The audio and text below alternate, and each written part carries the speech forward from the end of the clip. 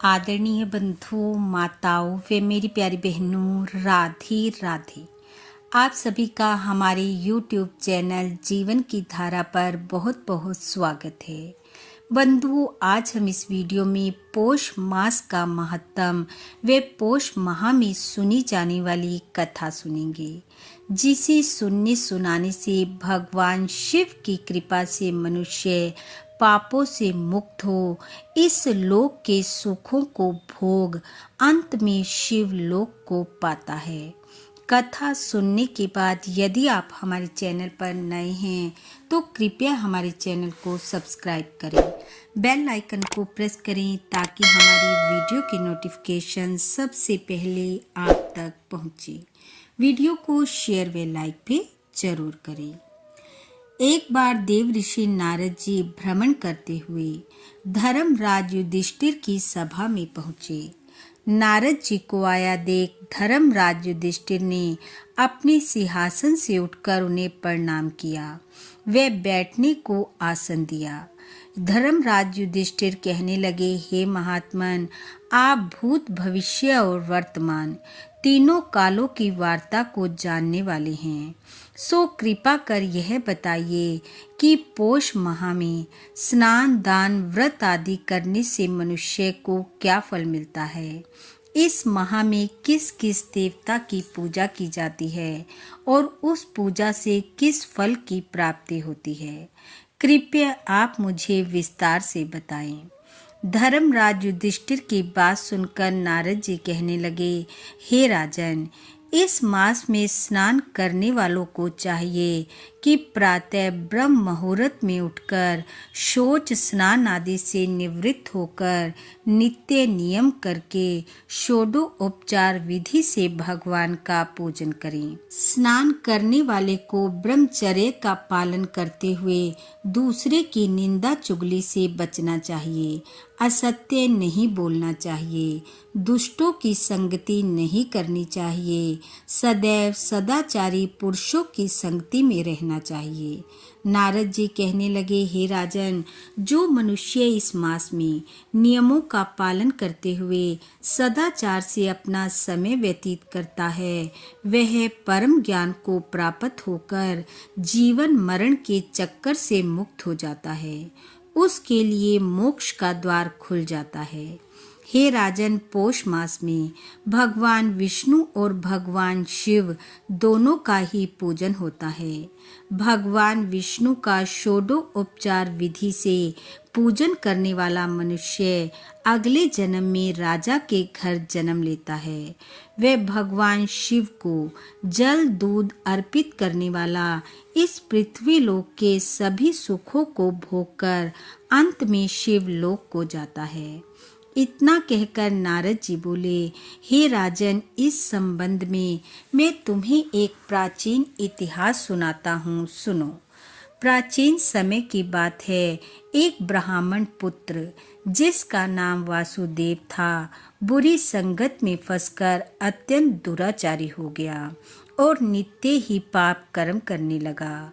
वह वन में जाता, वहां आने जाने वाले यात्रियों को लूटकर उनकी हत्या कर देता, स्त्रियों का अपहरण करता, उनके साथ व्यभिचार करता, मांस मदिरा का सेवन करता, सारी सारी रात वनों में रहता। प्रातः काल का समय होते ही घर चला आता और सज्जनों की तरह सब कार्य करता। संसार के सभी अवगुण उस दुराचारी में आ चुके थे। इन सब पापों के फल स्वरूप एक समय उसके शरीर पर कोढ़ निकल आया। उसके शरीर के अंग धीरे धीरे गलने लगे, जिससे वह बहुत व्यथित हो उठा।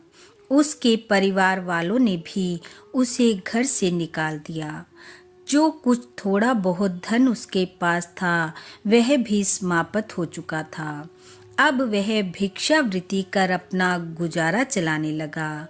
अपने शरीर की बिगड़ती दशा को देखकर वह गांव के बाहर स्थित नदी किनारे जाकर एक वृक्ष के नीचे कुटिया बनाकर रहने लगा।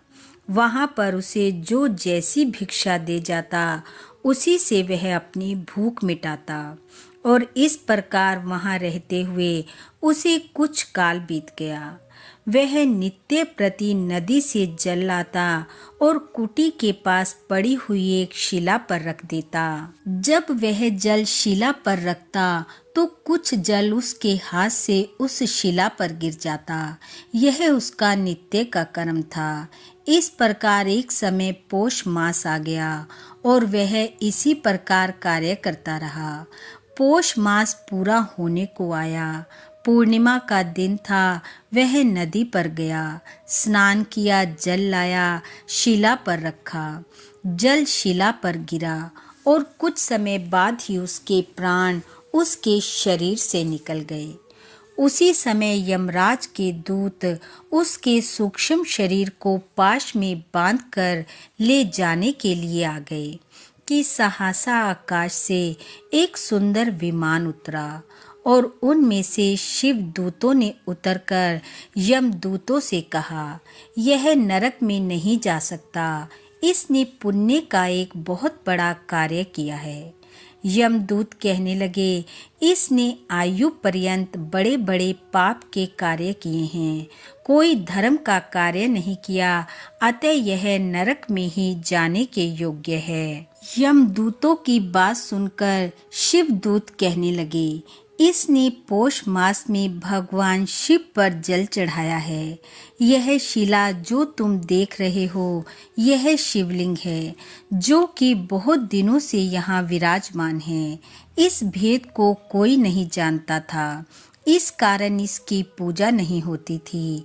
लेकिन इस ब्राह्मण ने पौष मास में इस शिवलिंग को जल से सींचा है, चाहे यह इसने अनजाने में ही किया है, परंतु पौष माह में इसके द्वारा हुए भगवान शिव के जल अभिषेक ने इसे यमपुरी जाने से रोक दिया है।